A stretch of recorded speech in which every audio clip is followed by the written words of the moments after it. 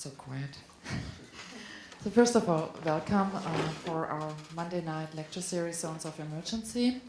And before I introduce tonight's speaker and tonight's respondent, I quickly want to mention the other lectures in the series, and also, again, my co-teacher. It's both of us who are teaching this course, and it's the lecture series. It's Jack and Vincent de Paul, and who has been alumni of our program, but who also has been a fellow, and he's actually working on the Japan 311 initiative directly with the students. We share this course and this lecture. We share this lecture series with the Joan Jonas Performance Workshop, and also with Gediminas Orbona's Network Cultures class. And I also want to mention that in the springtime we also have new faculty. We're very, very happy. So we have, since this term, Renee Green on our senior faculty, who joined us from the San Francisco Art Institute, and also we have Asra Akshamia, who joined us as assistant professor directly from in-house. She was a PhD graduate in our history, theory, and criticism program, and so you will hear more from them in our spring lecture series. Next speakers will be, next week we will have Yoi Ito, who is the previously appointed director of the MIT Media Lab, who will talk about enabling emergent voices and expression through technology, and the respondent will be Brendan McChadwick, who is a journalist and independent writer, and who has most recently curated the unnamed section for the Guangzhou Design Biennale. After that, on October 31st, we have Lucy Walker, an award-winning filmmaker, and she will talk about 99 is not 100, documenting the transformative power of art, or the art of transformative documentary, and her respondent will be Claude Grunitsky, who is currently a Sloan Fellow at MIT. In November, we have Stella McGregor, who is the director of Urbano Project in Jamaica Plain here in Boston, and she will talk about Bloodshares from Swords, social sculpture and cultural agency, and it's addressing a project by the Mexican artist Pedro Reyes. And her respondent will be Gediminas Orbona's associate professor in our program. Then on November 14th, we have James Westcote, Aga Khan professor here in our program, and Shun Kanda, senior lecturer in architecture. And together with Chigan, they work on the MIT Japan 311 initiative that is addressing the areas that has been affected by the tsunami. And first the earthquake, then the tsunami, and certain areas also by the nuclear meltdown, so to speak. And in November 21st, our last lecture is by Amar Kanwar, who has been speaking in this series 3 years ago.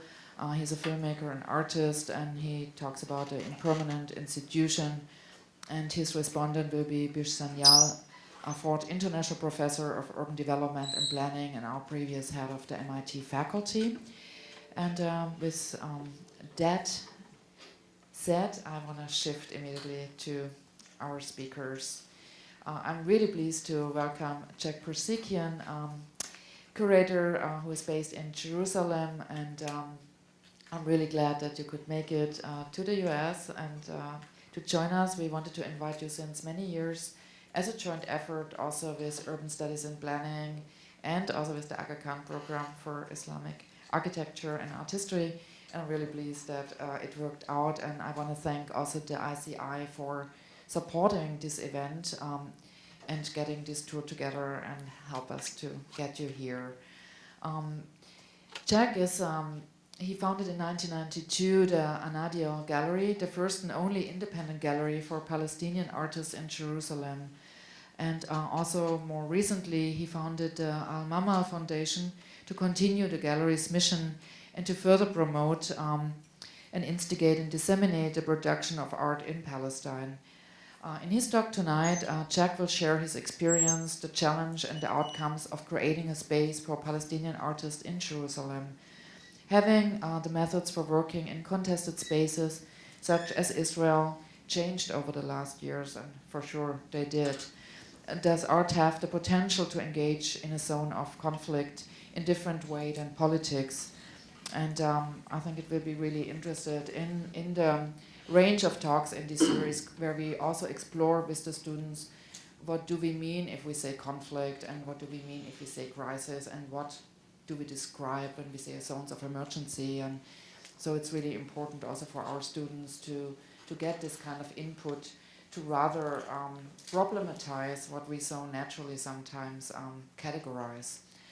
And also Jack has been, which is also very important, was the head curator of the Sharjah Biennial from 2004 to 2007, and one of the last excursions that our students from Vienna did when I was still teaching there was actually to the 2005 Sharjah Biennale, and since that also we followed what is going on in the region.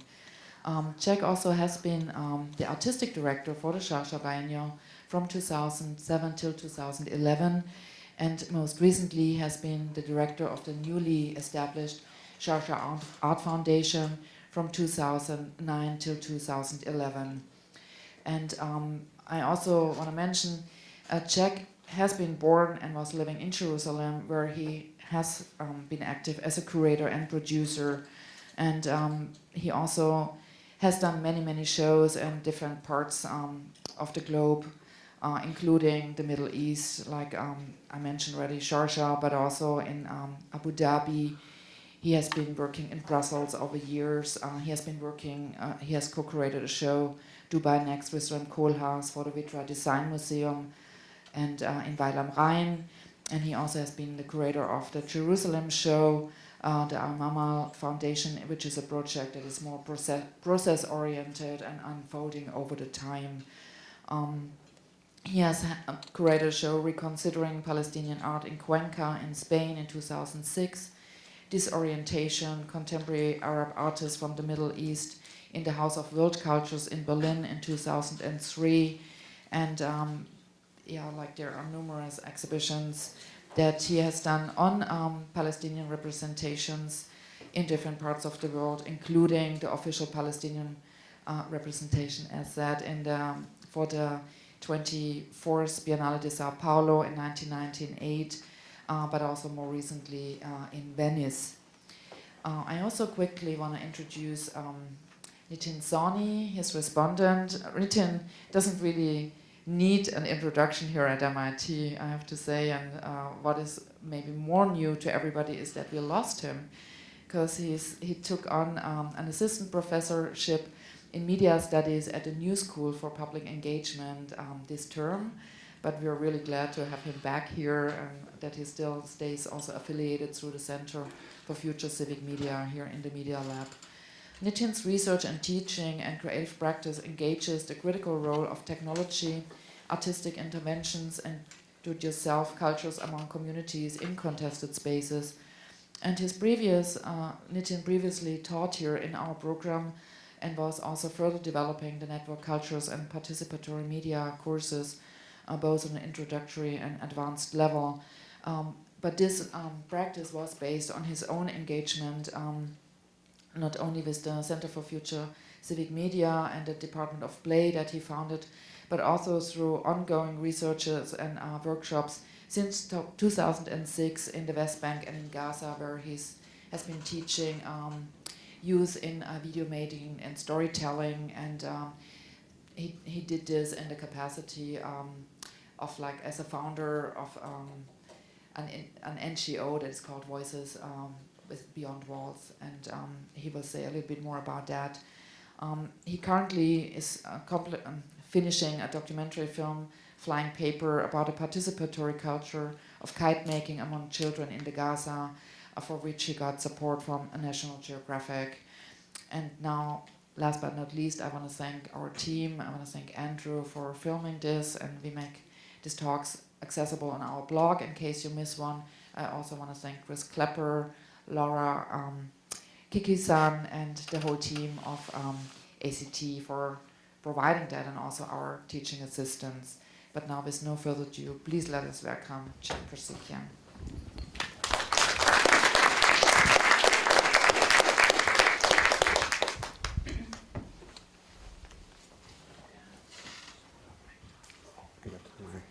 Does it work? Can you hear me? Good. I'm honored to be standing here in front of you in this great institution. So thank you, everybody. Thank you for coming, for being here. Thank you, Nitin.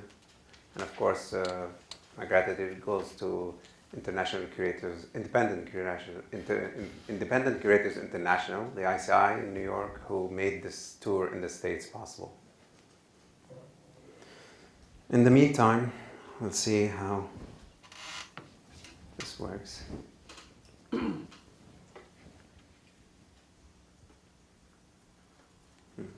what I expected. So please bear with me a second, because I don't want to have this kind of go funny on us during the presentation.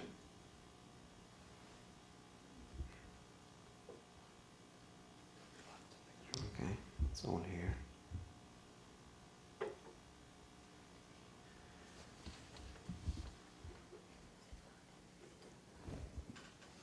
Okay.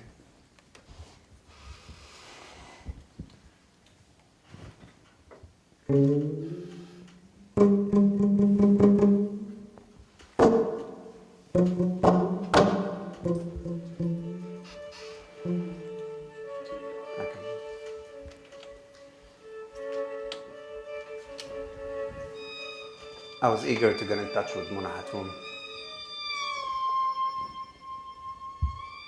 Actually, I was desperate. The art scene in Palestine then seemed dominated by perpetual and self-indulgent experimentation with form and composition, color and modes of expression juxtaposed with romantic, nostalgic, and sentimental references to heritage, tradition, and the lamented reality of lost glory, and in some cases, defeat.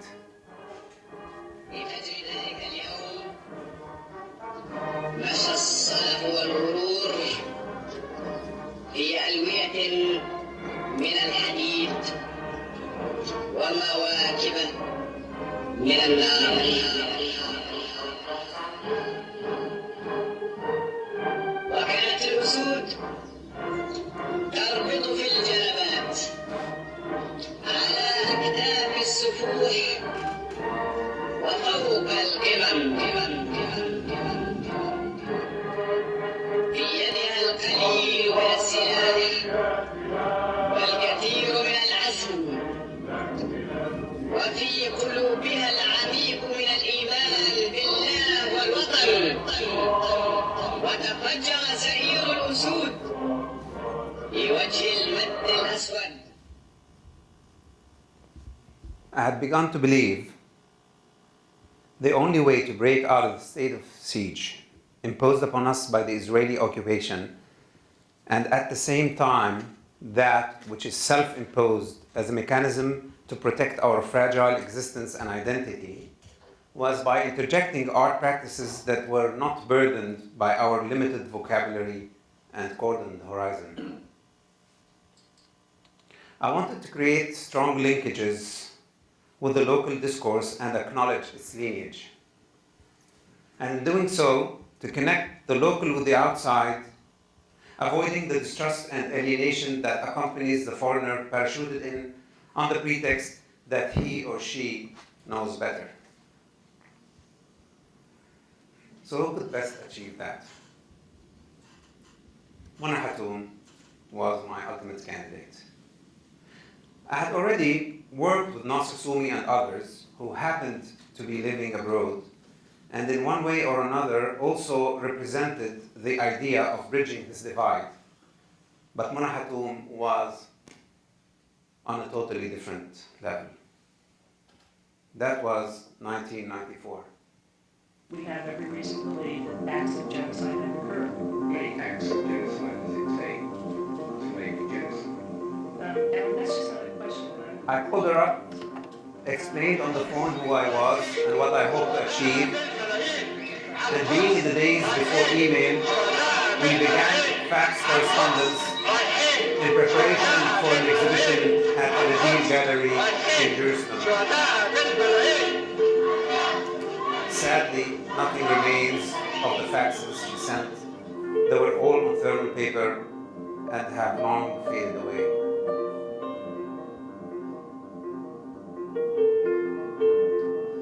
In any case, her final proposal for the Anadiel show, which she had sent in order for me to apply for a British Council grant, was to construct two false walls that ran parallel to each other, approximately 1 meter apart, stretching from the entrance of the gallery all the way to the back, creating a sort of passageway.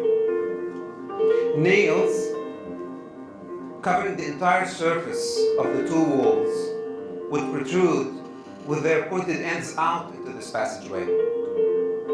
The nails would be shiny and long, so that when seen from afar, they would seem like a shiny metallic surface covering the entire entrance of the gallery. But of course, when one approaches to enter the gallery, pulled in by the lure of the shiny surfaces, one finds oneself inside the trap. An unsettling perspective of the long, narrow passage, and the fear that the walls with their sharp protruding nails would close in upon one. Mona and I were convinced that this would be the best project to present in Anadiel.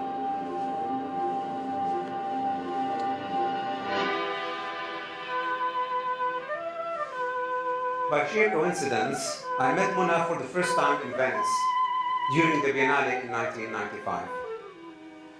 The meeting solidified our relationship and enabled us to iron out the details of her visit and her exhibition.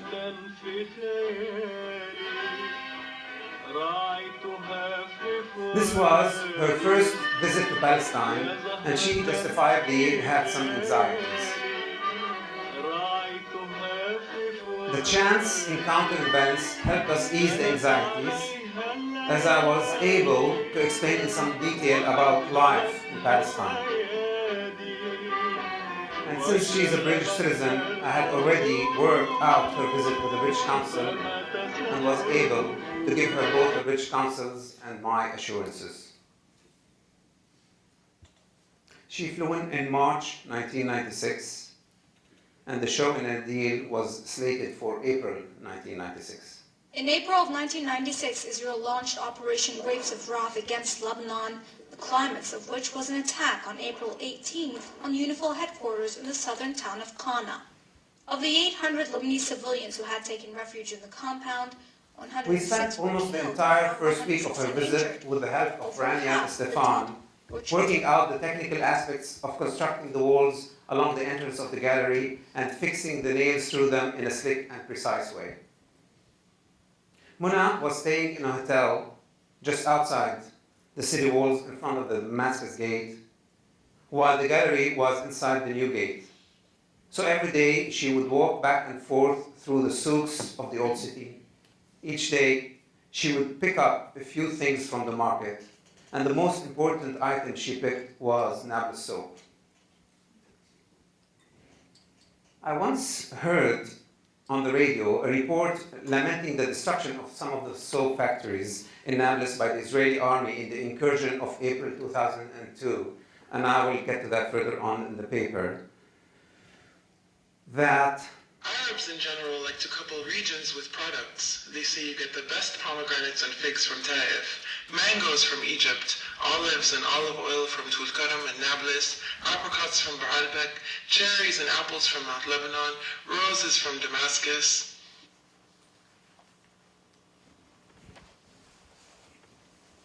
during this time, Mona visited George Khlefi, the brother of the filmmaker Michel Khlefi, in his office in Jerusalem. Hanging on one of the office walls was the map of the Oslo Accord, which Arafat infamously signed in 1993. I am very sorry for it. When we met later that day, she said, I saw that map and thought, what the hell is that? And how could that be?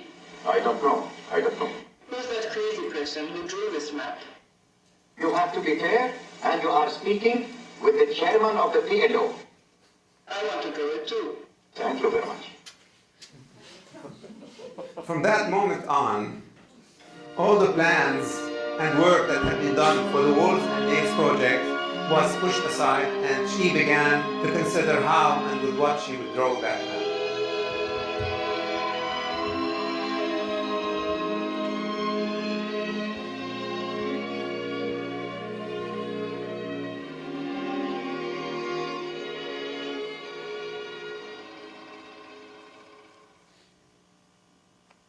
Nablus soap was her answer.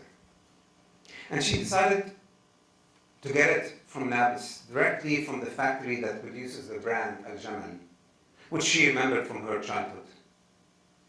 She calculated that she needed about 2,200 bars or so for the map so that it would be in a dimension suitable for the gallery space. She had already superimposed a grid over the map to facilitate the tracing of the boundary lines of the scattered and disconnected territories into which the Palestinians had been pushed by the Oslo Agreement.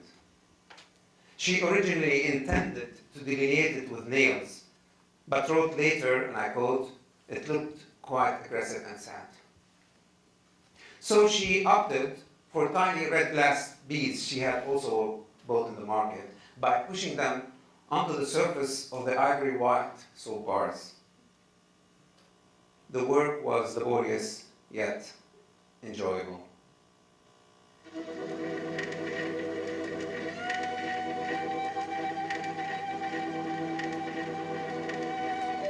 The weather was cold and the gallery was not heated. Actually, the gallery was pretty primitive.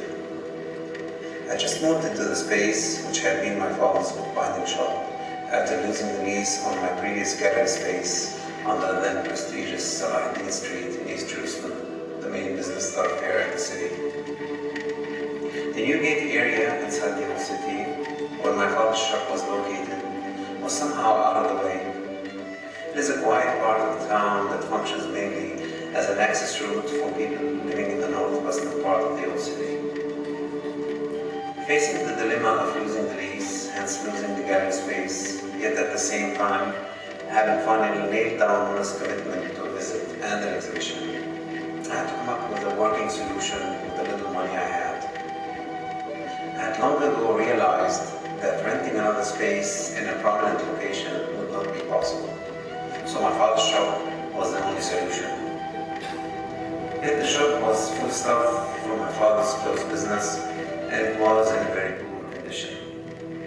With the few resources I had, all I could do was to clean up the space as much as possible and convince myself that the charm of the old city would compensate for the new gallery's shortcomings. This turned out to be absolutely true.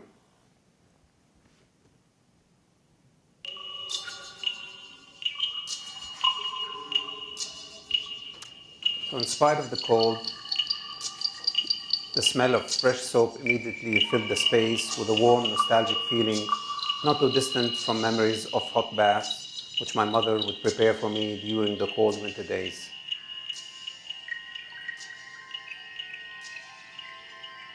Piece by piece, the map, made of soap, gradually filled the center space of the gallery. And as the bigger picture started to materialize, it suddenly dawned on us that what seemed so delicate and pure, at the same time now carried some kind of a disturbing feel to it. As if something unnatural had surfaced on the skin of the soap. Muna described it as, and I quote, amoeba-like, and looked like some kind of a disease growing on the surface of the soap. So what had previously alluded to cleansing and purity has now become hideous and untouchable.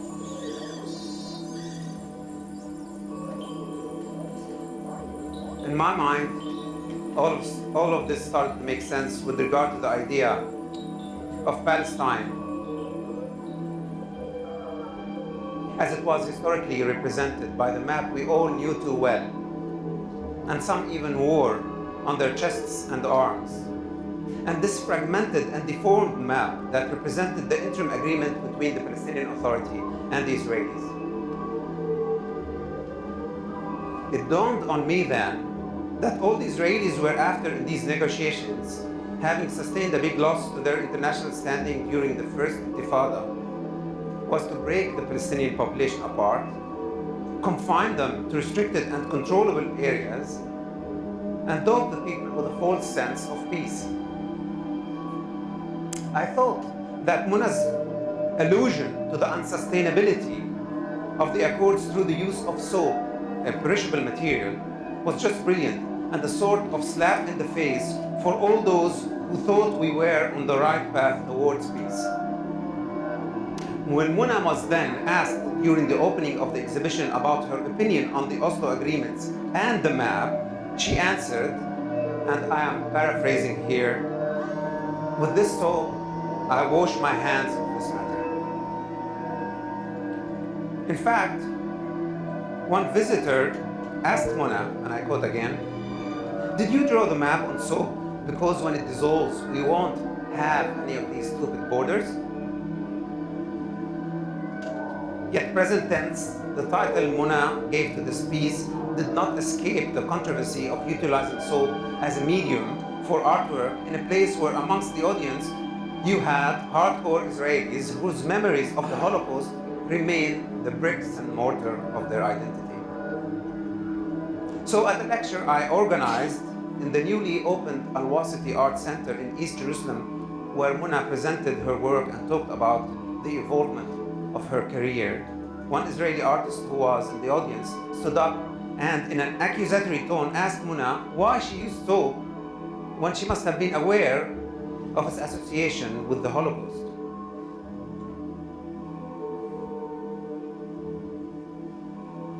I realized in the back of my mind that I was aware of this because early on in the 70s, my father had taken us to the Holocaust Memorial in Jerusalem, where I read the story that soap was made from the human fat of Jewish concentration camp victims, as there was shortage of fat in Germany at that time.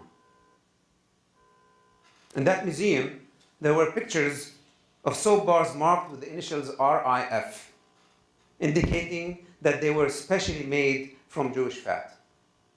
But to us Palestinians, none of that is part of our history or our psyche. His question or remark came across as quite agitated and confrontational. So Muna simply and truly answered, and I quote, "No, there is no link whatsoever." She actually reflected on this incident later on in a piece she wrote about the experience, and I quote again, "This couldn't be further from my thoughts.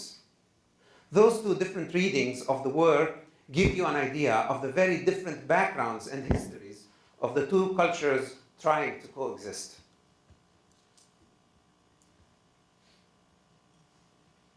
Mona did one more piece titled Nablus Soap. She washed her hands with a few bars of soap, softening their edges, and then by inserting pins into the bars with their pointed ends sticking out from all sides, rendered them impossible to handle. They were turned into some sort of tiny porcupines, terrified to the point of turning white, yet ready to hit with their sharp quills at anybody who dared touch them. Muna actually saw this particular soap as a symbol of resistance. And she went on to explain, and I quote, "It is one of those traditional Palestinian productions which carried on despite all the drastic changes that have taken place in the area. If you go into one of the factories in Nablus, a city north of Jerusalem, which specializes in its production, you feel like you have stepped into the last century. Every part of the process is still done by hand, from mixing the solution in a large stone vat, to pouring it on the floor, to cutting and packing it." End of quote. Unfortunately, the soap factories proved vulnerable. In April 2002, the Israeli army invaded Nablus, razing everything in its way and out of its way to the ground. It is well known that for thousands of years, the city of Nablus was exposed to many invasions: Persian, Crusader, Mughal, First World War. Yet no aggressor had dared to destroy the old city of Nablus and its precious cultural heritage until the coming of the Israelis, whose atrocities eclipsed all their predecessors. It was reported on the 12th of April 2002 that among many other buildings in the old city of Nablus, the Masri, Rantisi, and Canaan soap factories had been destroyed. This then made me want to retaliate. Not by perpetrating more carnage, of course, but by reflecting on the beauty and historical glory of these ancient factories and this very old trade. The visits I made with Mona Hatoum in 1996 and the memory of these magnificent establishments whose destruction we were all lamenting as the second intifada was raging made me want to reproduce some of the images Isa Frege took of those glorious monuments for the WhatsApp issue of October 1999. I saw these images as a sort of ode to this remarkable ingredient of our cultural tradition and history, and an elegy too. Not only to the losses incurred by the systematic destruction of the edifices, but to the neglect and desertion that this trade has endured over decades of occupation, desiccation of resources, both human and financial, and the invasion of every kind of mass-produced trolley mutation of soap.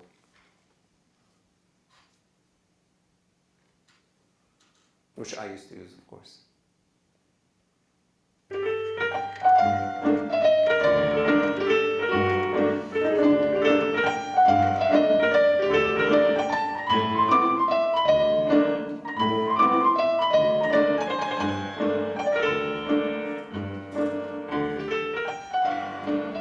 However,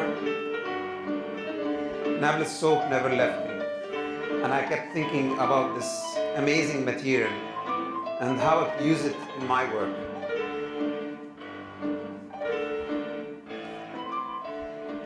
I got a request from the Palestinian delegation to the World Economic Forum's Dead Sea meetings in 2004 to direct and produce an event showcasing Palestinian heritage and culture. At that time, Israel had not only laid out the plans for the construction of the separation wall that runs all along the West Bank, but had actually started building it. I could not think of working on an event like this with the world stage without raising the issue of the apartheid wall. Yet, to the World Economic Forum organizers, that was a no-go. So I had to somehow get around their stupid self-protection of so-called neutrality, which comes in the guise of refusal to take sides, and find a way to shove the Israeli perpetrated wall atrocity right in the audience faces, yet be able to leave with a sense of victory by destroying it. All I could think of was Nablus soap. I devised a plan to build a wall of soap as a backdrop for the stage out of thousands of soap bars from Nablus, resembling in design and appearance the menacing wall complete with watchtowers and large flood and searchlights that peers out from its soaring heights.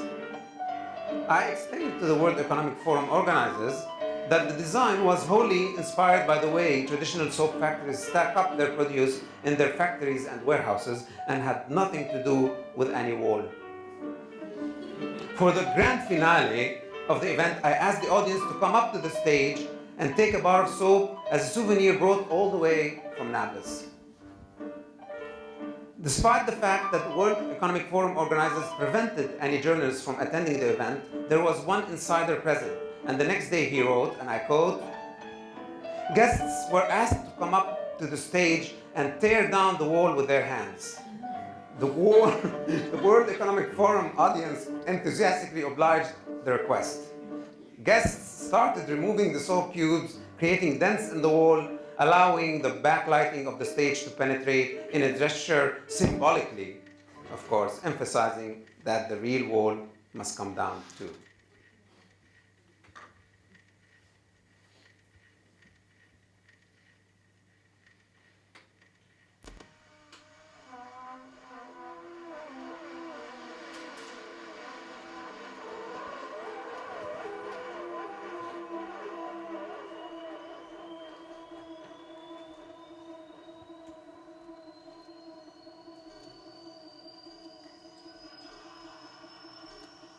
I went on a road trip in the West Bank right after the Dead Sea event to see how the landscape was changing.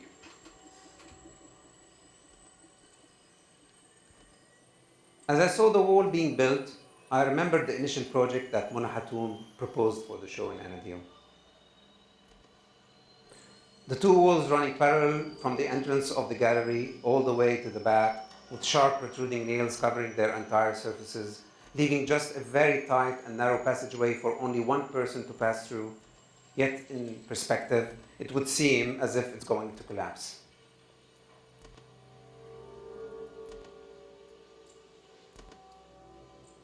And I thought how naive we must have been back in the mid-90s.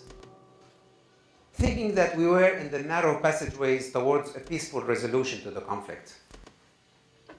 We knew, of course, that it's quite a precarious passage, but never mind the sharp protruding nails. We thought we might slip through in the end, and the walls of the peace passageway might possibly hold on and not fall.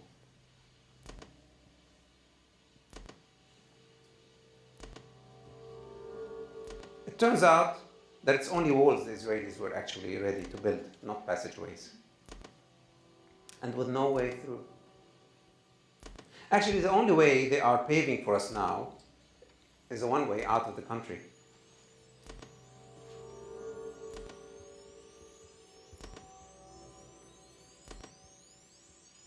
In spite of all the turmoil and the changes we've been through in the past decade and a half, it is quite weird how Mona's project is still so relevant today as it was back in 1994.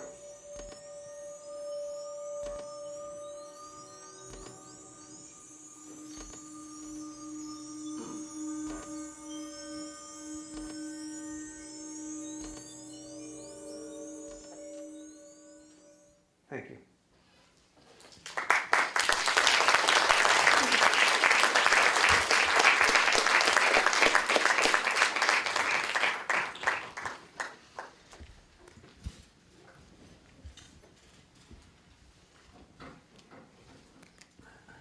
Yeah, we have immediately Nitin Sawhney as a respondent. And I understood the two of you want to do it more in a dialogue with each other. So welcome, Nitin. Let us welcome also Nitin, please.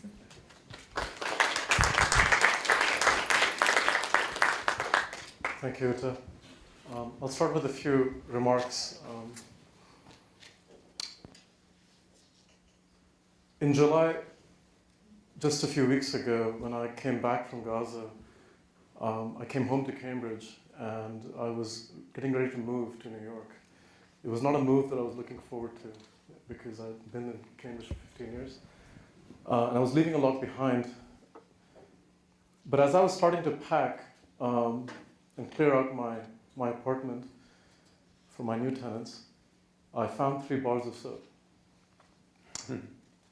They smelled, they were very kind of viscous and they smelled of olive. And I realized where they came from. They came from Nablus. I'd been to Nablus in 2006 to develop a youth media project. And I spent a lot of time in the city, in the old sort of narrow corridors of the city, which, as you saw from some of the pictures, really are remarkably stunning. And I came across this factory that produced the soap. At that time, almost nobody was in the factory because they had very little work available. So I had a chance to just talk to the owner one-on-one. There was nobody working and selling the soap, but he hung out with me and told me about his father and his grandfather who had been making soap for many generations, and showed me the process they used, a very sort of time-consuming, laborious process, one that the families really cherished, was a very dignified business for them. And he gave me those 3 bars of soap.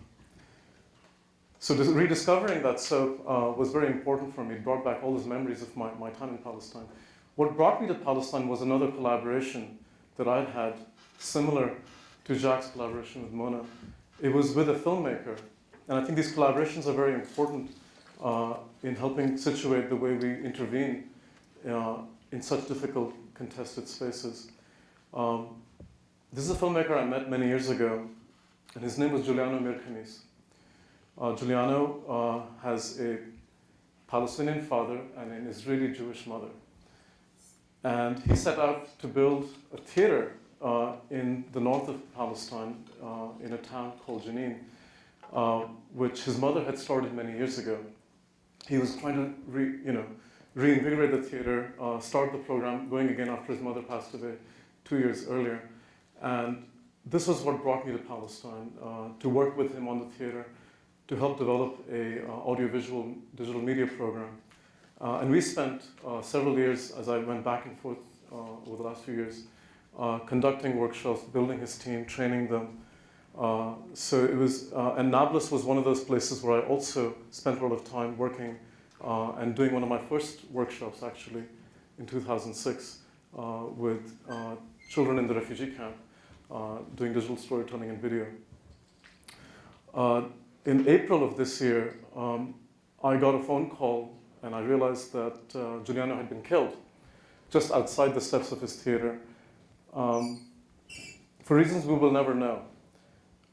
But it was clear that his work touched a nerve among many facets of that society, and it was very difficult to do that kind of work, being Jewish, being Palestinian, trying to develop an artistic initiative in a place that was, Jenin especially, was invaded by the Israeli army and had quite a massacre, and it had been through so many torturous periods.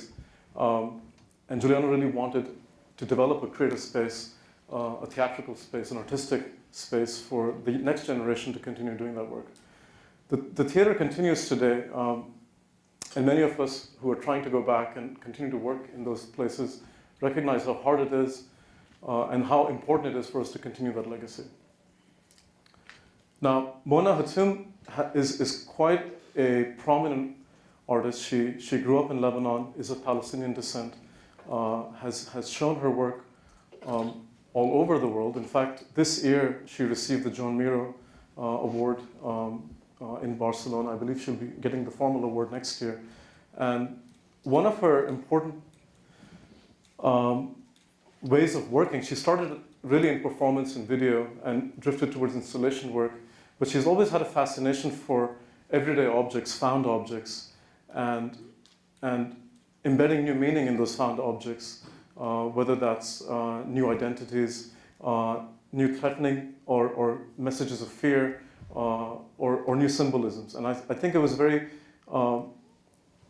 intriguing that soap was one of those objects that she found that felt that it had a meaning of resistance, a meaning of continuing this process of cultural and tradition in Palestinian society.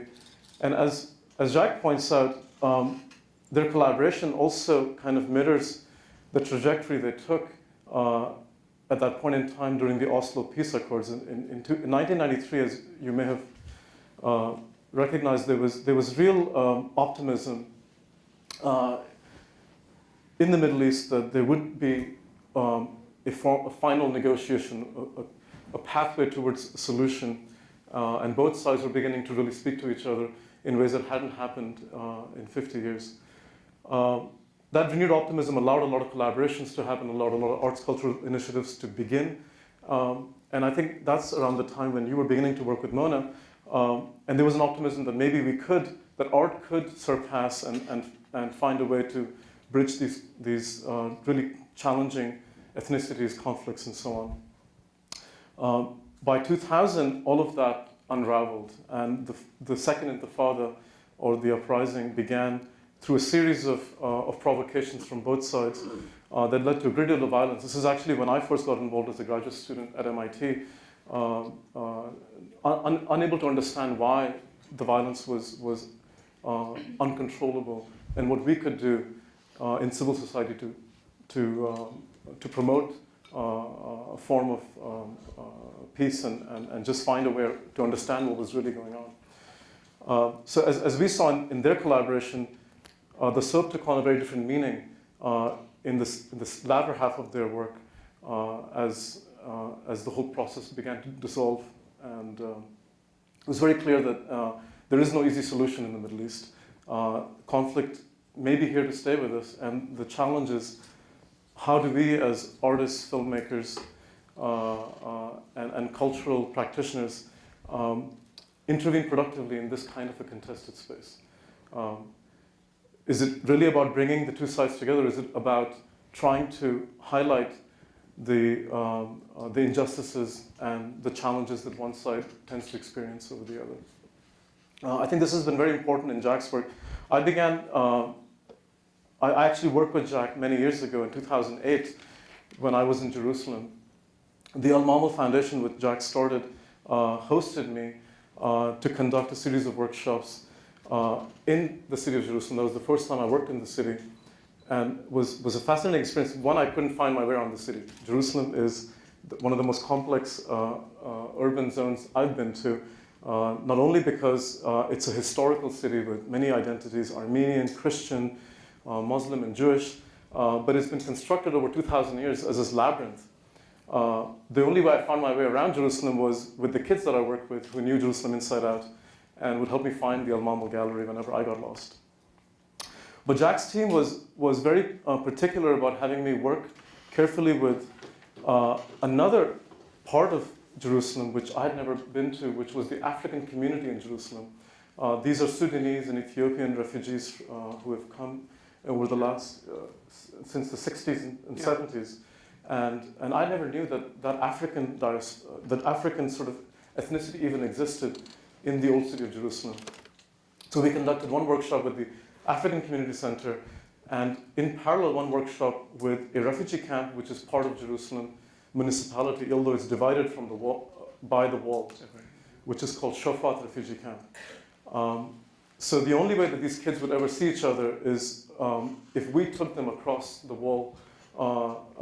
I had a team of non-Palestinians who had come, French, American, Indian, who had come to work with us, and we would work with these kids to see each other's neighborhoods.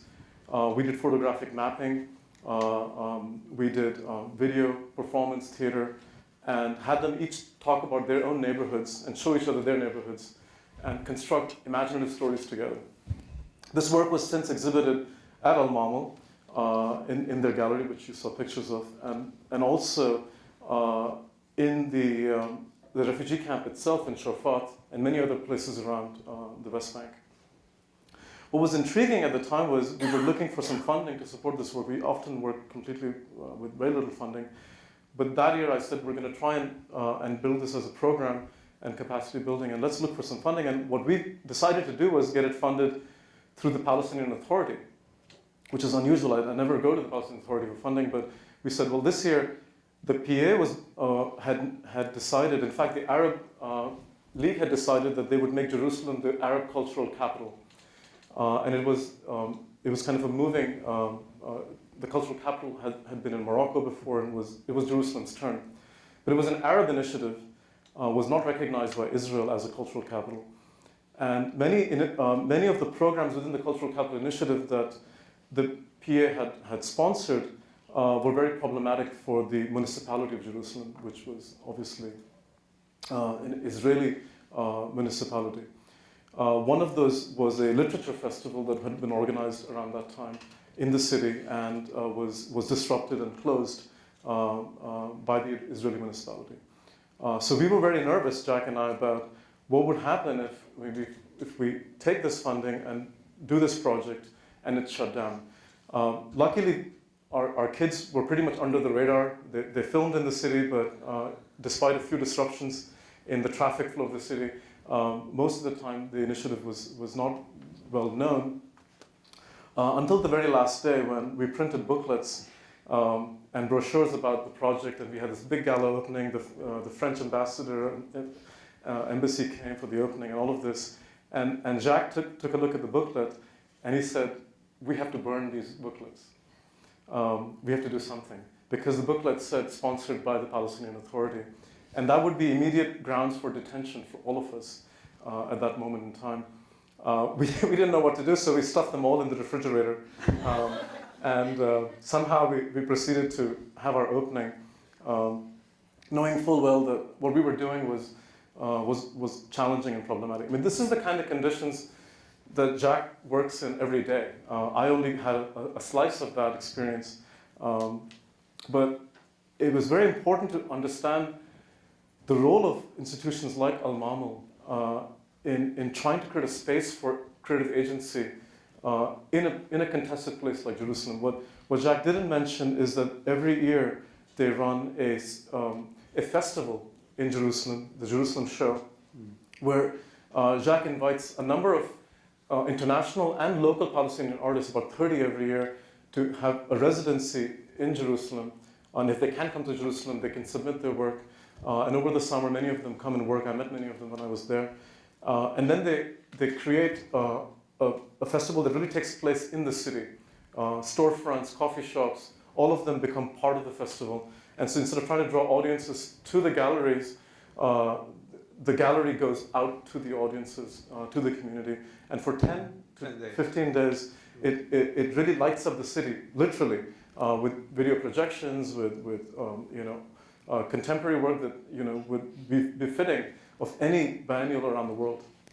And it's a very high caliber project. And one of my research projects that I did at MIT for the Jerusalem 2050 initiative was looking at the role of such kinds of artistic initiatives in divided cities. I examined divided cities like Berlin, Belfast, and Jerusalem. And I tried to do a comparative analysis of what makes arts initiatives in these cities really work. When there's been a whole generation of ethnic conflict in a place like Belfast, or a divide after the fall of the Berlin Wall, how do these cities manage to reintegrate? And arts has a very important role to play. Arts festivals have an important role to play, and arts initiatives that have a long sustaining power are very critical.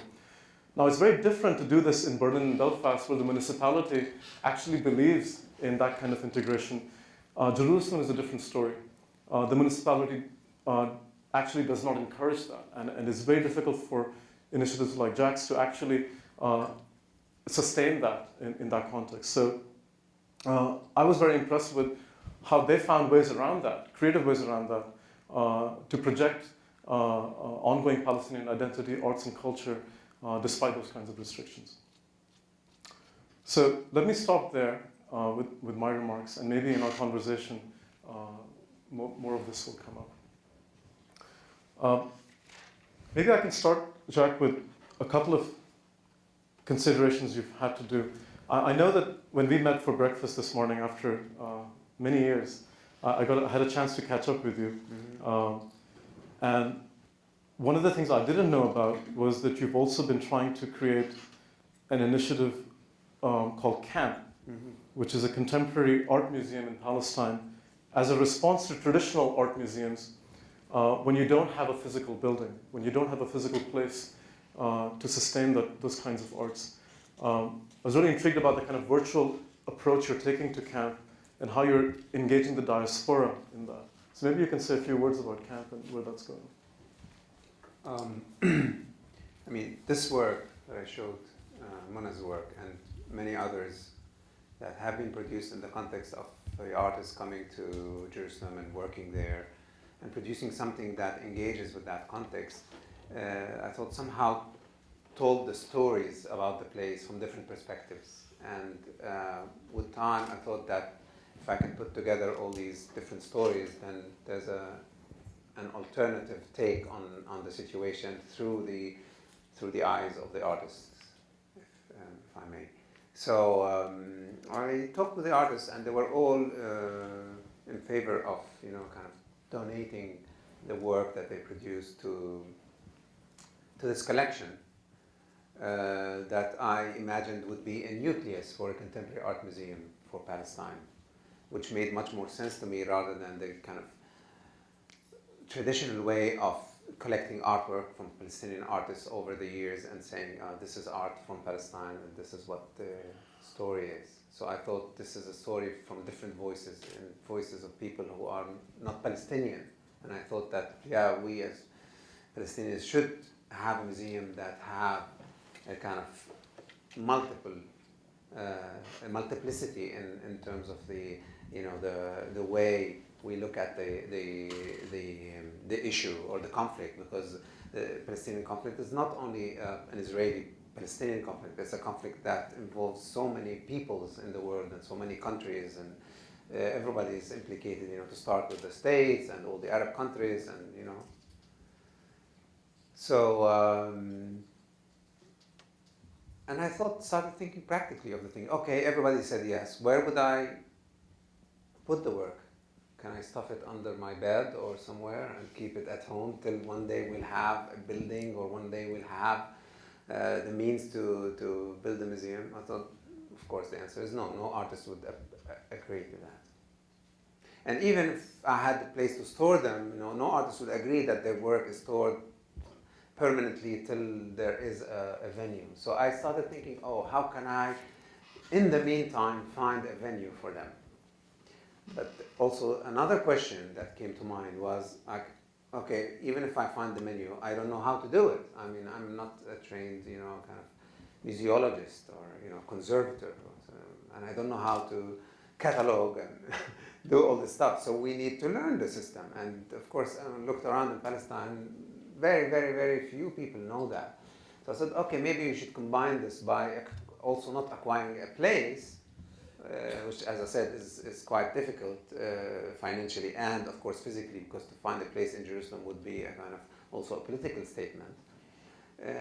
Also, we need to find the know-how. So I thought, okay, I might as well find an existing place, a museum, and just go there and say, okay, I have this, what I think is an interesting collection of artwork from very good artists, and why don't you keep it and engage with it, and let's try to create this nomadic museum with you guys. So I went around and asked several museums, and finally I found Van Abbe Museum in Eindhoven with Charles Ash as director, who agreed to the idea and said, yeah, of course, we will provide you the storage space. We will also kind of help you build the structure, the cataloging, and all of that. And we will also train people that you'll bring on, how to manage a collection and how to manage that.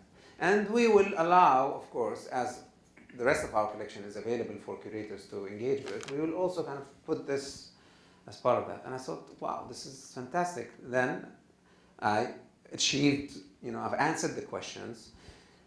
I have a place for the collection, and the artists can now, kind of feel, safe where they put their work. And also, at the same time, it just dawned on me that it's a collection that is out there, housed as a kind of diasporic collection of artwork, waiting for a place for home, waiting to return. And I thought this touches at the core of the Palestinian issue, which is the right of return. And I thought no other project had been tabled by anybody who I've heard several projects by people who wanted to create Palestinian museums. Nobody had even thought of that, because everybody, to them, creating a museum is more like building a national symbol, a monument that will somehow embody that. But I thought the embodiment is actually in the act and not in the structure. And so this relationship with the diaspora, with the collection being a refugee collection, because I also thought that it should also kind of travel. It can stay in one place, but can also travel to other places, looking for other places, other homes, other, kind of people to interact with. And with that, it can open up and open up this experience. And I called it Contemporary Art Museum Palestine, and its acronym is CAMP. I thought, wow, it works. So it's kind of a form of cultural life in exile, because a lot of Palestinian artists are working in exile today. Yeah. And they're unable to show their work or even come, like Mona was able to briefly. Yeah.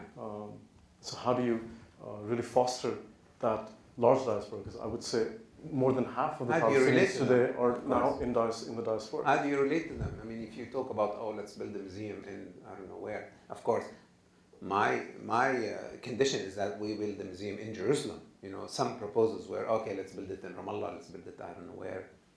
Regardless, even if you build it there, how can you connect to millions who are out there in refugee camps 2 million or plus in Jordan. I don't know how many in Syria. Almost a million in Syria. 500,000 in Lebanon, and also many more in different parts of the world. So I thought this needs to kind of reach out to them first, rather than us there, and we should make the effort of going out. Now, if you look at this notion of cultural life in exile, you also look at other forms in which works have been exhibited worldwide through the biennials that happen every year. The Venice Biennial is one of the most prominent ones. And in fact, a few years ago, Uta, Jack, and I were at the Venice Biennial when they had the launching of the Palestinian Pavilion, which was the very first time Palestine as a country, in some unofficial capacity, as we found out later, was being represented at the Venice Biennial. There was a sampling of artists. Jack wrote a very critical statement about that. Yeah. I wanted to sort of, touch on what that meant, that moment in time meant for Palestinian artists to have real representation. And as I spoke to Jack in the morning about this, he told me a story about in the early 19th century, the Venice Biennial had actually approached Jewish artists in what was Palestine at that time to also host them and represent Palestine. I believe it was 1925? No, 1948. 1948, no. when the partition happened. Yeah. And that's an intriguing story. So maybe you can relate those two moments in time. Yeah. Well, I mean, there are two stories, but I saw that it's very much related to that to that representation, unofficial representation in Venice, which I thought was somehow apologetic in the sense of it wasn't a pavilion, it wasn't supposed to be a representation, it was an unofficial I don't know what on Judaica, and I thought how weird, Judaica is an island which is far from most of the main pavilions. Yeah, so on sort Judaica,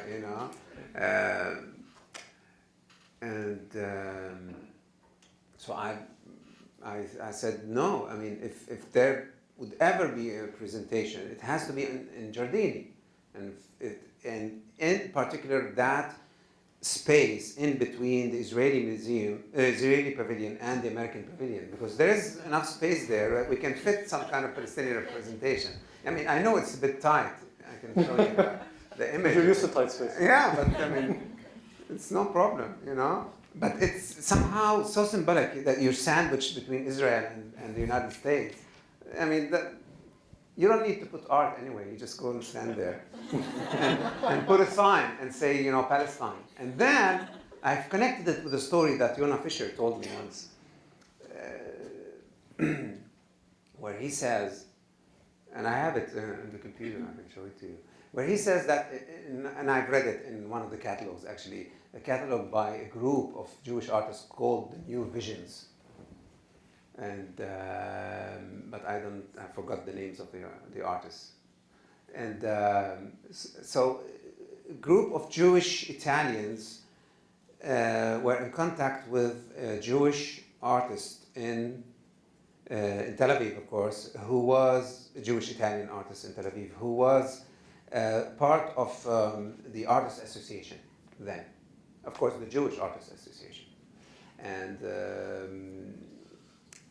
these Italian Jews who were connected to the Biennale in Venice in 1948 asked or sent an official letter to this guy saying, okay, we found you a space, why don't you come? And this guy, instead of going to this association and doing it officially, he went to the head of the association. And he told him, okay, let's three of us go, we're friends, we can, those other guys are shit, let's do it. And so they went to Venice, and Yonah could swear that there is an image, of course I have to look for this image, that there's an image where there's a pavilion in Venice in 1948 that said Palestine. But on May 15, 1948, Israel was declared, right? And all they had to do was just, kind of change the plaque. So take out government of Palestine or Palestine, Palestinian pavilion, and just put Israel. And that was it. And that's what happened. And I thought, this is what we should do. Actually, we should go to Venice and just take the Israeli pavilion and just change the name. and put Palestine, and that return to that moment where it was possible for Jewish artists to represent Palestine, and now kind of flip that and have Palestinian artists represent Israel, or anybody representing anybody, without that, kind of bickering over whose land it is, Of course, it's an utopic notion, but that's my proposal for the Palestinian participation, if I ever get invited to do it. But I don't think anybody would entertain this. Which brings me to a very sensitive question. You work in Jerusalem, which is an Israeli sovereign, Israeli-dominated city, and you often must encounter artists, Israeli artists, who genuinely would like to work with the Al-Mamou Foundation. Yeah. I've worked with many Israeli artists before in different contexts. How challenging is it to collaborate with the Israeli artist community? What has happened over the last 10, 15 years in that sort of sphere? Yeah, I mean, somehow I say it in the presentation. In a sense, we started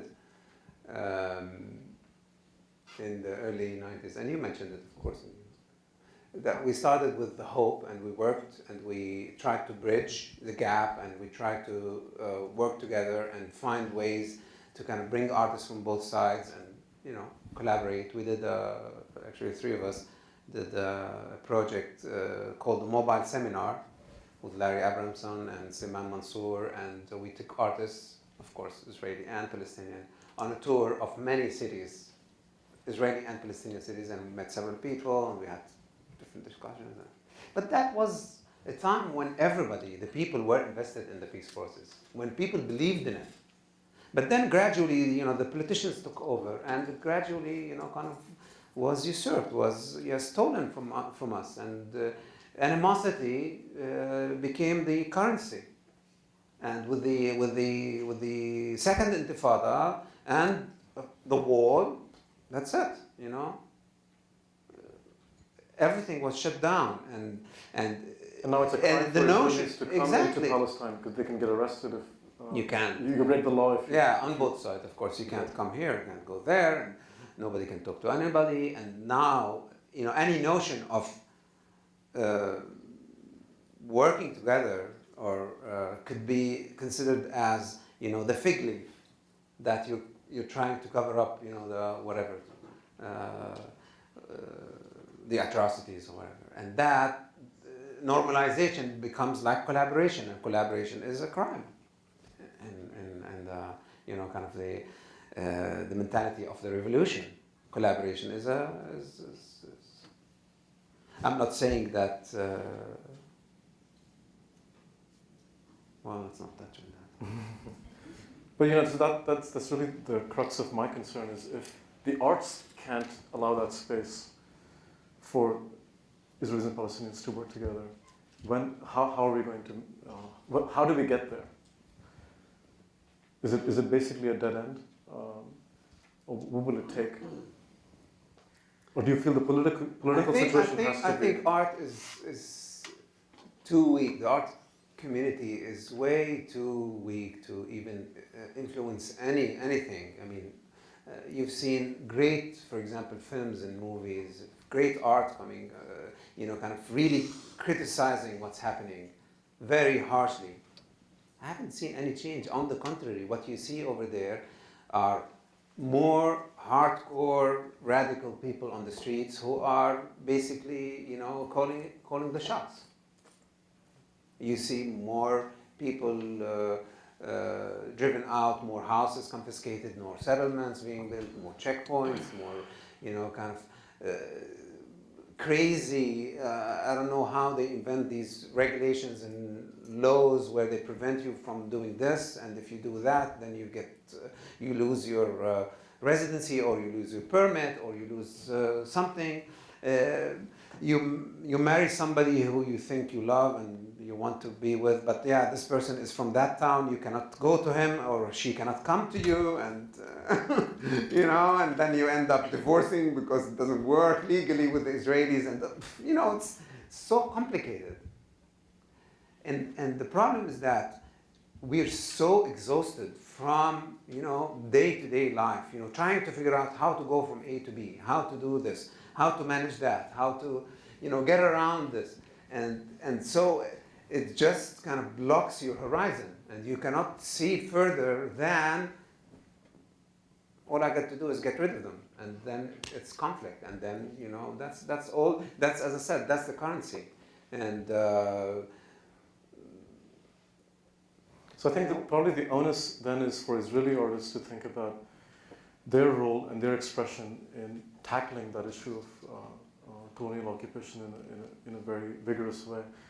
Folks like Eyal Weizman and many of the other Israeli artists who are working in this sphere are doing it without necessarily doing it through a collaborative. There are only very few people who, I mean, their voices are not heard. The masses are calling for more, I would say, more separation and more, whatever. Grab as much as you can while we're at it, and once they force us to get to a settlement, then okay, we'll deal with it. But let's grab more land. Let's grab this. Let's change the demography. Maybe the last thing I'll ask you before I turn it over to the audience is your own identity in all of this. You're obviously of Armenian descent. Your family's been there for, I think you said 100 years. And what I heard was there were 20,000 Armenians. 100 on my father's side. On my mother is 200. Oh, wow. Yeah, that's a different story. There were 20,000 Armenians in Jerusalem about 60 years ago, and today there are maybe less than 1,000. Yeah. And as as an Armenian, what lens do you use to look at this? How do you struggle with your own identity, and why are you continuing to do what you do in that context as an Armenian? I think Armenians, I don't know, but I think Armenians basically found their home wherever they settled. So the Armenians who came to the States became American, and those who went to Lebanon became Lebanese, and those who went to, I don't know where, Australia. The only problem with Palestine is that because of the conflict, because of, the kind of, that difficult situation, they saw that they have no future there, and they've decided to leave, and gradually, as I said, started, I know from the statistics, 20,000 more or less in 1948, and now less than 1,000. Just tells you, and from the 1,000 or whatever, more than half of them are part of the church, kind of. The ones surviving. Yeah, so serving the church and all the priests, and there's a seminary there. So I think the Armenians in Palestine thought that it's not really their struggle, and they want to find. They like my brothers. Actually, not only my brothers, all my family had left since first one left in the 50s.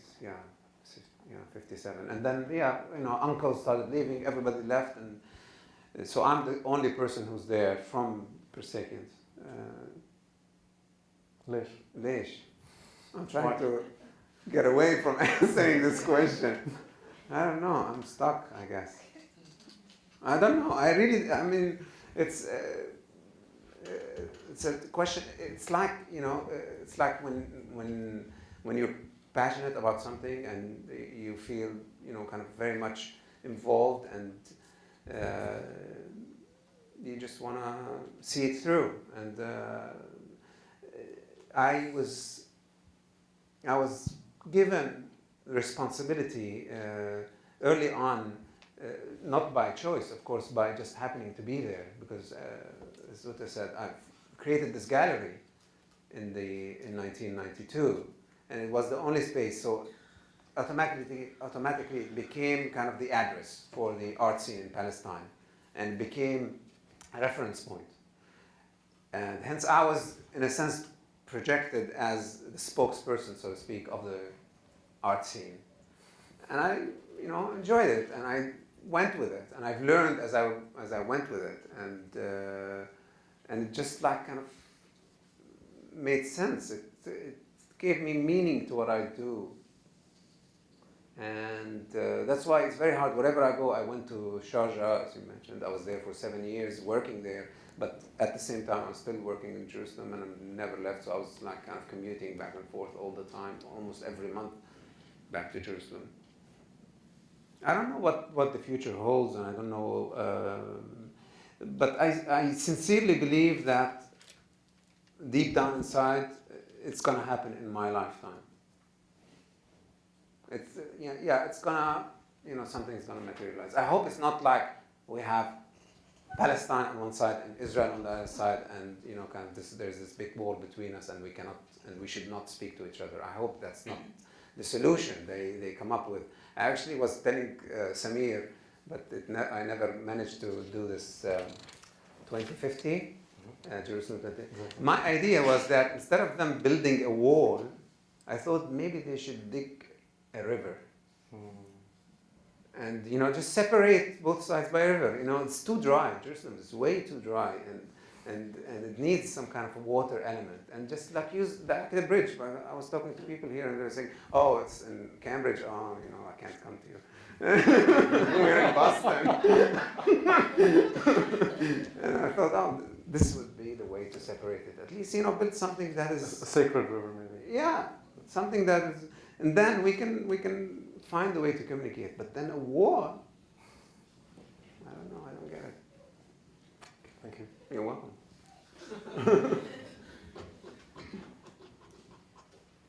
I also want to just mention Samir Suruji, who's here, was one of the co-founders of the Al-Mamo Foundation. I met Samir independently many years ago when I was trying to start a Palestinian film festival, and he was one of the first people I asked, should we start a festival? He says, are you kidding? Who's going to come to a Palestinian film festival? But we've struggled, and it's now a landmark event here every October. In fact, it's going to happen in the third week of October. I'm no longer organizing, thank God, but it's got a great curatorial team. So if you have a chance to see the festival, you'll see some great films that'll be playing this month. So thank you, Samir, for helping us get it off the ground. Yeah, I want to first of all thank Jack and Nitin very much, and also for the dialogue. But we also know there are some questions. There are some questions from the students, and we also hope there are some questions from the audience. And it already introduces, it's way more complicated than we sometimes think from afar. And I'm really glad that you mentioned it's not just a question of like Jerusalem and people living there. It's really affecting, and it's reaching much further. Yeah. And that is usually the situation with every space of conflict. If you look like much closer, you really understand we are also involved. There's no way we can say, oh, leave it up to them to solve it. I mean, each and any of us has a link to that and is involved and should also make up our mind. So, is there... Okay.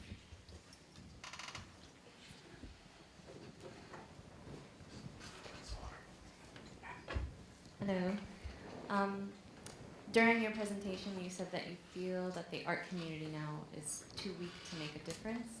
So why continue then using art as a method to kind of retaliate? And if the art community is too weak, have you thought perhaps of taking your art a step further and perhaps different types of initiatives? We see programs now where Israeli and Palestinian youth are removed from the contested area and taken to neighboring countries, Switzerland, where they can have more dialogue and more collaboration there. So I don't know if you want to maybe expand on what you mean that art is no longer an option, or it's too weak. I didn't say it's no longer an option. I say it's too weak. It cannot influence opinion, public opinion. But mind you, I mean, we're not working for public opinion or the politicians of today. We're not trying to change that. What we're basically engaged in at the core is working with the younger generation, with the youth, with all the people who we involve in our projects and our workshops. Of course, Nitin mentioned one of them, but this is all what we do, and we're hoping that we provide for this coming generation and the generations afterwards, the means and the tools to discern between the good and the bad, to be able to find ways to express and articulate their opinions, and and alternative, of course, propositions to life, to what's in current now. And you know, several strong movements are quite radical and are quite, you know, kind of fanatic in what they kind of try to teach the younger generation. So what we try to do is provide an alternative. But again, I mean, I'm talking in very general terms.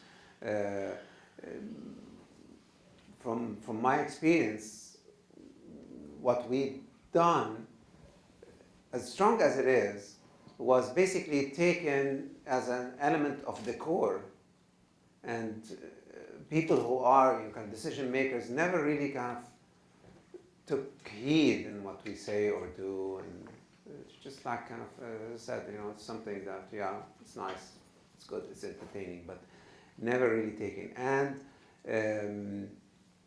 And of course, the media doesn't really pay attention to what artists do. The media does not care. I mean, they want instantaneous, sensational,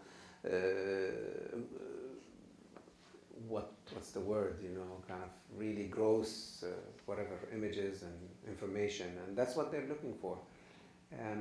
So anything that needs a little bit of thinking, a little bit of reflection, takes too much time on airwaves, and they cannot afford it. And so that's why I said, you know, unfortunately, art is not, artists are not you know, that influential. And what was the other question? I forgot. Maybe perhaps how you would take that a step. You were saying about the kids who go and talk outside. Yeah, there are many initiatives. I mean, there are as many initiatives as there are needs out there. And some are very good. Some are, you know, kind of just trying to kind of make a buck on the side because there's some funding from Norway on the basis of people-to-people project, you know, let's bring the people together, you know, regardless of what they're going to do, just like put them together, amass people together. Someone like that, you know. The problem is that it's such a complicated place, and as Nitin was saying, you know, it's got to figure out what to do, how to do things, with whom to work, how to negotiate. It's very hard. Maybe I'll add. I take a very long-term view. I think my engagement there as an Indian, I'm not Arab, I'm not American, I'm not Jewish, was also a very sort of odd thing. You know, you show up there and people don't know what to make of you. What are you doing there? Are you teaching Bollywood films in Palestine? But I realized I have to take a very long-term view of this conflict, and this exactly what Jack said. Focusing on the next generation is probably the only thing we can productively do. So I focus all my efforts on youth and children and adolescents in giving them a voice through digital media, photography, film. My dream is to just build a new generation of Palestinian filmmakers and artists who can then take an equal stage with Israeli filmmakers and artists. Because I think the challenge with trying to get them to work together, there are many challenges. One is simply that the Palestinian youth are nowhere near the capacity and talent and resources the Israeli society has today. So how do you even get them up to that level where they can speak independently before they can speak to each other? So that was kind of, it has been the first phase of our project. I actually was very naive in the beginning, and I wanted to do my first workshop where I had children in Haifa working with children in Nablus. And when I got to Nablus, I spoke briefly, informally with the community centers about it. They said, that's a no-go. We're at a point where we simply cannot have these collaboration efforts. We saw 10 years of that fail, and we're not playing that game anymore. We'd like to just build our own program, our own identity, and then we can talk. Then we can, you know. So I said, okay, I'll leave it up to the Palestinians to decide when they are ready, and leave it to the Israelis to decide when they are ready to. But what we have done is simply screen our works in Israel, and sometimes we screen works from kids in Israel, kids in Vermont, to Palestinian kids, and just sort of let them see each other's work without necessarily asking them to collaborate. It's really not our role to do that. they're mature enough to decide when that's right. To comment on these collaboration projects, there's been a report out that came out 2 years ago that looked at 10 years of these hand-holding projects, normalization projects, and it was not very optimistic. It was a management consultant that had gone and interviewed all these kids 10 years later and had sort of looked at, and their attitudes simply, I think the conflict took so much out of their lives that those initial collaborations simply didn't allow them to continue collaborating. Some of them had very fond memories of that time, and I think when things settle down, they'll be better prepared to work together. But the immediate future was very hard to see how they could do that. So I think we have to find other ways to make that happen, simply by promoting initiatives in their own neighborhoods. My favorite thing to do was simply showing the films the kids made in their own communities, in their own neighborhoods, because they're gender issues, they're issues of just youth survival and youth rights that even their own families and their own neighborhoods don't fully grasp. So we said, let's direct our work just internally to the local community, and then we'll tackle the larger global issues. So you have to decide where you want to focus. To this question of the weakness or the efficacy or the agency of, say, artistic practices, it seems to me that you have two conditions going on that haven't been remarked upon. One is the direct challenge to artistic practices in recent times, the detention of Ai Weiwei, your abrupt dismissal from Sharjah, which you may or may not want to talk about in this context, the several defacements of specific artworks, rising instances of censorship and appropriation of, let's say, fundamentalist spectacle. On the other side, you have the actual emergence of new self-organized, self-determined democratic movements in Egypt and Syria and so on. So it seems to me that there is at least some proposition of efficacy in terms of artistic practices to challenge some form of politics that may be coeval with the emergence of a new sort of democratic spirit, the Arab Spring, as it's called. And so in the sense, how do you see the emergence of that in relationship to these political movements? And a related question, to what extent is our distance to the complexities of these situations reflect or emphasize a centralist reading in the sense that all Palestinian art is always political? Or we look for the politicized forms of that art, and that is in itself what becomes represented as Palestinian art in our context. And this is what Vasif Kortun calls a kind of centralist proposal for the art of conflict. So in a sense, what would it mean to, and this is something, Jack, you may also want to speak about, the Picasso in Palestine project, which is one it's political in its conditions, not necessarily in its representations or its subject matter. I think that, and actually it relates to Tasmeen's question, I consider basically everything that we do a political act and a form of resistance. Our presence in Jerusalem is a form of resistance. Our Jerusalem show and the way we, so to speak, occupy the city, the old city, and go out into the streets is another form of resistance. And I do not basically separate the act from the meaning, and hence the political is embedded in everything that we do.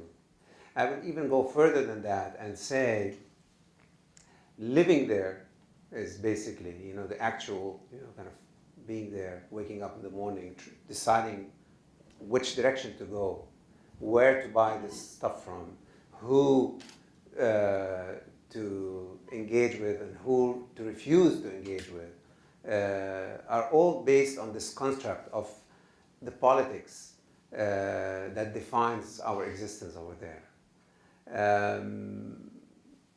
Unfortunately, I see us as a kind of a disappearing breed, and I see more of people who are, kind of getting ready and up in arms against each other, and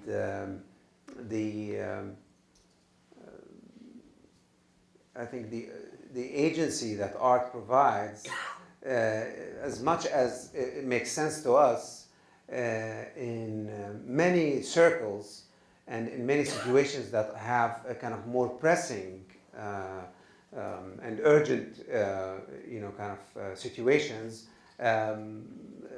considers what we do as total waste of time and foolish.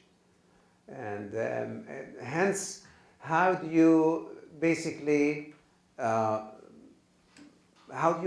hold on to what you believe in, and how do you continue, and how do you struggle not against one force in terms of kind of the political engagement, but against many other forms of other forms that are trying in one way or another to negate your existence, or at least your proposal. And I can say that I've got attacked several times by people within the community that I work in because of certain kind of positions I took vis-a-vis ideas of I'm not saying collaboration, but ideas of how do you engage the other side? How do you engage the Israelis? What do you do when such an opportunity avails itself? What do you do? What's your position regarding certain kind of political issues? All I'm trying to say is that this in a zone of conflict, you have a completely shifting terrain, and your so to speak adversaries, or the people who are really after you are coming from every side. So how do you arm yourself with your art, with your beliefs, with your statements, and go forward regardless of what the consequences are? We saw Giuliano's case. I don't know what to say about this case. Just the day before yesterday, one very prominent, I would say, and somebody who was I looked at very, very highly, Francois Abu Salem. I consider him one of the fathers of the theater movement in Palestine. Committed suicide. Why would somebody of this caliber and this, do that? Of course, some would say, okay, it might be personal reasons, but I can tell you it's more about, kind of the situation that you're somehow put in, and the dilemmas that you have to deal with in such a situation. Maybe you could also speak a little bit about the challenges of curatorial practice and censorship, given your experience in Sharjah. Yeah, I wanted to avoid it. And which is the first part of your question. And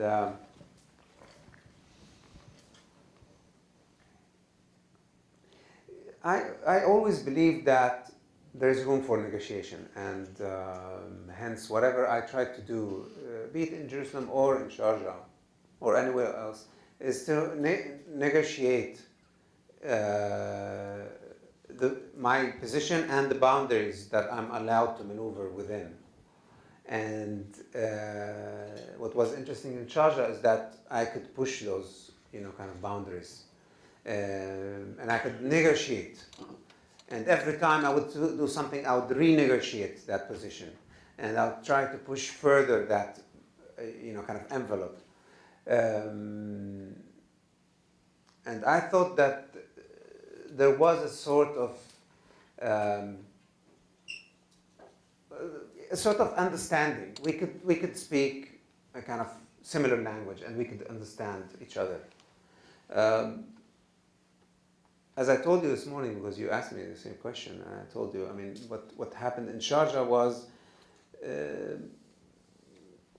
was basically by, like in any other situation, by few people who do not like me, as simple as that, who do not who do not see why I am the person who gets to do these things and why not them.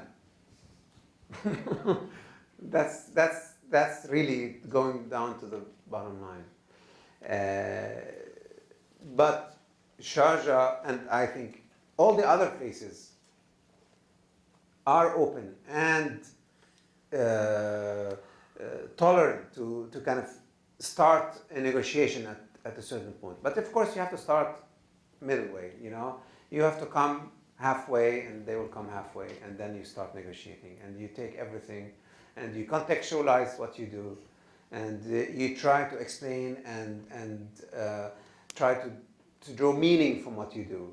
What happened with that incident regarding the artwork is that it was totally taken out of context, and it's our fault that we didn't go far enough to explain what we intended to do and what we wanted to do and what this means and from what background this artwork was created and all of that. It was just like right there, you know.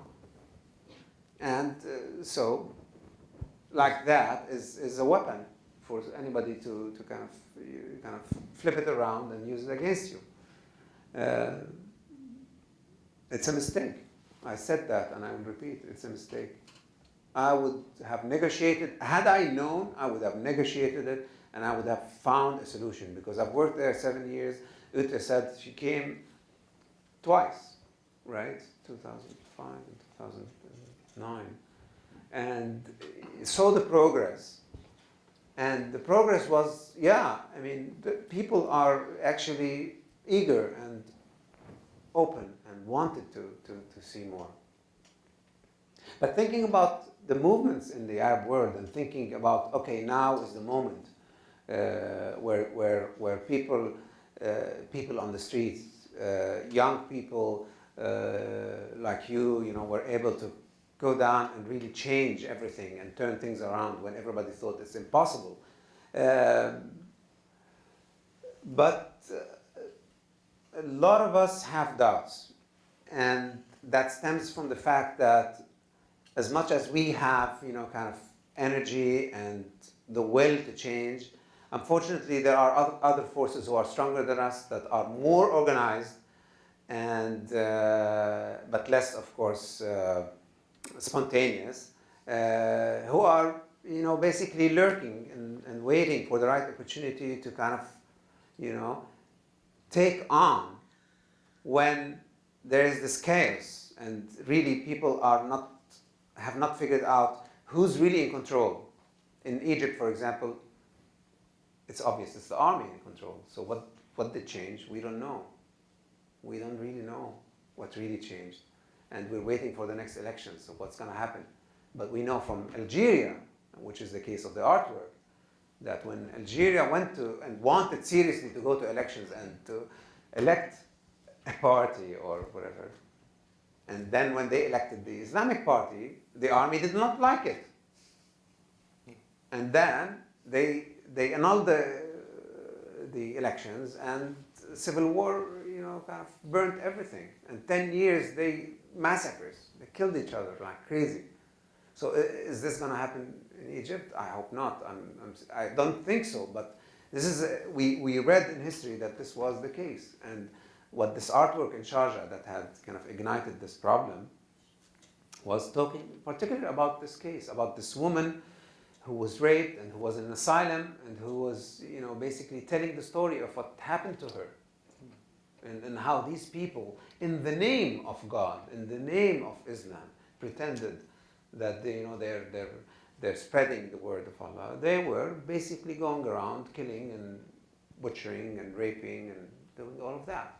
So that's the story. But of course, when you take that out of context and you just put the words that basically accuses Islam out of the blue for what happened, of course it's not correct and it's not acceptable and it's not actually it's not what the artist wanted or meant. But you know, things can easily be taken out of context and made into something else. I don't know if I really answered you. I mean, your question was a bit more complicated than the answer, but I tried as much as I can. This question over there.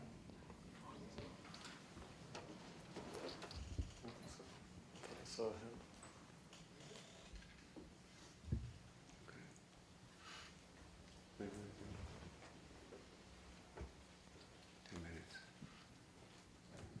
I mean, given the fact that we're running several classes and just to duck and cover is not the solution. The question is like, what can we do? Like, and you mentioned it before, like the reduction that we suddenly are facing and we're getting reduced. I mean, like, as you say, like you're getting reduced to being either Palestinian or Israeli, or so. Before you could be you, or so. Like, so suddenly this being either or, and we face this in many different places. I mean, the partition of Pakistan, India. I mean, it's not like there is not one specific place where this is happening. It's systemic and it's around the globe, and I think it's really critical and crucial that we understand there is a local specificity, but there is a global systemic involved, and I think we rather should learn from the different localities to understand that mechanism. You know, like as you said, it's very easily to flip something around, take something out of content and out of its out of context, and this reduction to black and white, or this reduction to either or, avoiding the complexity. I think, don't you think there is a potential? I mean, if I wouldn't believe in that, there is a potential of unfolding this different colors and different voices. I mean, I would also really stop working. And I mean, I see you still working. So talking with the students here, to me, it's always critical to really say, I mean, just don't stop. I mean, as you said, don't do it maybe for this or that person, but don't stop. Be yourself, and don't stop. Be complex yourself. But I'm rather curious, I mean, where, I mean, you see yourself in that. I mean, to me, it, of course, I'm also living in this kind of very conflicting situation. As I said, you know, my family, the bigger family, and my brothers, of course, and my father and mother at a certain point immigrated to the States. So everybody carries American citizenship. We have all American passports. And a big part of me is somehow this freedom that I got being an American. But another part of me is, of course, descending from my Armenian roots and, you know, kind of being born in the old city of Jerusalem, you know, lived there most of my life. So basically, you know, kind of very much embedded in that culture. But it's not only that small community, which is the Armenian quarter. It's also, you know, kind of the bigger community, which is the Palestinian community that, you know, kind of I grew up to be part of. And then you have an occupation that says it's us versus you, and you can never be part of us. But the place you are in is ours. So, I mean, how does that work? I mean, I'm here, I was born here, I lived here, my father lived here, my grandfather lived here. Everybody lived here. Everybody I knew and I love and I have a relationship with is here. And so how come this place is not, you know, part of me? So I don't want to make it so sentimental. I'm just saying that I have this kind of multiple, I would say, identities. And I identify with all of them. And I feel they are all, you know, they all represent part of me. And I wouldn't be who I am if I wasn't, you know, kind of Palestinian, Armenian, American, and I hope other things too. Maybe I'm trying to get the Armenian passport and other passports if I can. And so that's my kind of, I would say, conviction. And that on the other side of the wall or the fence, so to speak. You have people who are basically, it's us or nobody else. And the few people, the few voices, as you mentioned, the few artists, the few filmmakers, the few intellectuals that on the Israeli side, on the Israeli side, that are friends, and kind of we talk to and we visit, and unfortunately they're basically surrounded by masses of people who are completely against this notion, who want to paint everything in one color and would not have it otherwise. Would I eventually decide to kind of leave and come here and live in the States because it's the easiest option? I have the citizenship. I can just come and find a job and live here. Would I do that? I'm not saying no, but I'd rather kind of follow up with what I started and try to see it through. Hopefully, kind of an end where, as I said, there's only a river between us, where we can swim across and talk, not a wall. But that is, if it happens, I mean, nobody knows, what's going to happen.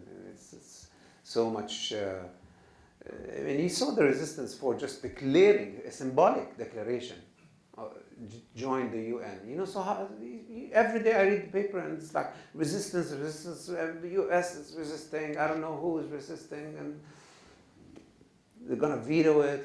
And, what's really the big deal? What are you afraid of? I mean, you're afraid because you did something wrong. Come out and say it and face the world. I think the biggest problem of the Oslo agreements is that it didn't start with an apology. It should have started. The Palestinians should have insisted that before we talk to you guys, you should apologize. You should recognize what you did and apologize. And then we can start talking. Not that, let's sit and figure out, we'll give you a few cities and, you can manage and figure it out. And, we'll surround you by all this army and, we'll keep watch over you with these towers all the time. If you go into the landscape, all you see are these. I don't know what kind of peace they're talking about. I mean, what is this? I mean, if you have nothing to be afraid of, you just kind of live in an open house without a fence even, just like normal people do. But if you're afraid and if you have things to hide, you build walls and you put security guards and you carry machine guns. What is this with the Israelis carrying guns all over the place? It's scary. And to top everything, I was reading the paper the other day that they're trying to pass laws in the States to allow students to carry guns in the universities here in the States. To do what? To shoot the teachers? Or what? To do what? But this mentality of, I have to have a gun so that if I eventually, if I see you as a threat, I can kill you. This morning I was asking Jack, is there anything positive we could come out with after all of this challenging the challenges he's going through? And he said, when the governments are incapable of making the politics work, of bridging the divide, it's up to civil society to take that role, which has happened partly in the Arab Spring. But I would say that greater civil society also includes artists, and they do have a role in continuing to build the cultural fabric, the social cultural fabric of the society, which Palestinian society has been very resilient in doing, whether it's in education and healthcare. Yeah. And in culture, I think it's work like the Al-Mamul Foundation and many of the projects Jack has been doing, even though he sounds very pessimistic right now. I mean, he's still continuing that. My question was if Mona Hatim would come back tomorrow to Jerusalem, now that you're moving back to Jerusalem after your global artistic career, would you work on soap again? It's not my call. It's the artist who decides what to do and with what. When I had the choice, I did work on soap, as I showed you in the Dead Sea event. But What would you do with Mona? Yeah, I mean, I'd take her around as I did. You see, what I tried to say in the presentation is that Mona had kind of very specific idea of what she wanted to do. And we were, kind of faxing each other. There were no emails at that time. And, we want to do this. And Mona's very precise. And then when she came and saw what was going on and was like, looked at the map and said, what the hell is going on? It's like, I never imagined that this is Palestine, To me, Palestine was this, this map and what we know. But now with this, how could you do that? How could you just, kind of chop up the country like this and push people into small areas and, maybe soap. Soap is still, kind of an interesting material. One last question. Hey, Jack. Thank you so much for the comments. I was thinking, we've been defining the art with relationship to the politics and the liberation. And I was wondering, I keep thinking, even if Palestine was liberated tomorrow and everything was fantastic, I would say that the Palestinian society is right now so decimated and full of internal structural diseases that have been a result of the occupation and other forces. And I'm wondering if you can reflect on what role the arts can play in us dealing with our own, as Palestinians, our own shortcomings as a people. Mm. That's very important. I think, we're basically bracing for that moment because we know after that euphoria, let's say, it happens, then you have to deal with all the consequences and all these years of, kind of this occupation basically tearing at the very fabric of our society. You see, the beauty of what we do is that it kind of puts into the hands of this younger generation ways and means to express themselves in alternative ways and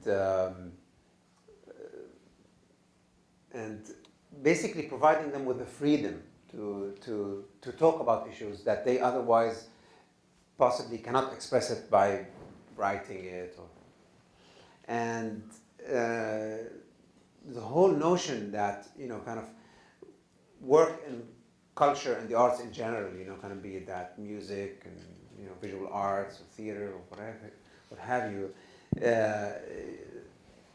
kind of basically forces you to work in groups, forces you to engage with other people, and forces you to basically take things beyond that, kind of the surface of things and, the givens and the beliefs and,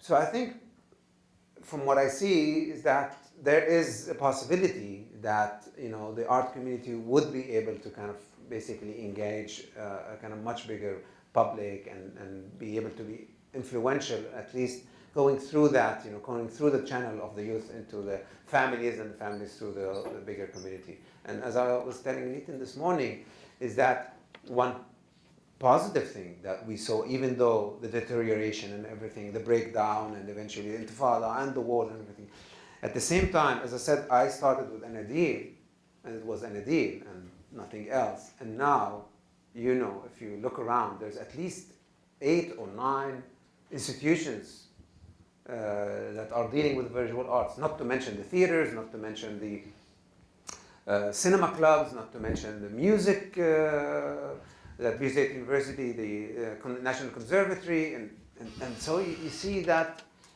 yeah. It's the one thing that's thriving. Yeah, exactly. The community has taken charge, on one hand, we thought that, of course, maybe with the setup of the PA, the Palestinian Authority, things are going to be worked out as a kind of, the way other governments do, but eventually, we all discovered that it doesn't happen this way, and we as people and the community should take charge of it. And so we started creating more and more civic entities that would kind of cater to all the different needs. And we have seen quite tremendous growth in the number of initiatives in the arts, and not only in Jerusalem, but in Gaza, and in Ramallah, and Bethlehem, and Nablus, and as we pass through all these years, and actually civil society had carried us through, have provided for health when there was no health services under occupation, have provided for education when there was no education under occupation, have provided for cultural institutions have provided for kind of means for the cultural institutions to operate and do that when no other funding was available, etc. So when we throughout all these years we could manage that, I think that's why it was as important the Intifada, the second Intifada, for the of course the kind of to reflect on the breakdown of the peace process, but also to reflect on the whole structure of the PA, and to reflect on its efficacy, on the system that they've created, and to reconfigure that. And we see now that it's a lot of things are are discussed and even contradicted and challenged, which in the first years, especially when kind of Arafat was around, it was not possible. It was almost modeled like the Arab regimes, But now everything, kind of after the breakdown, it was possible to kind of interrogate and challenge all of those. Okay, time is up. Thank you. Thank you.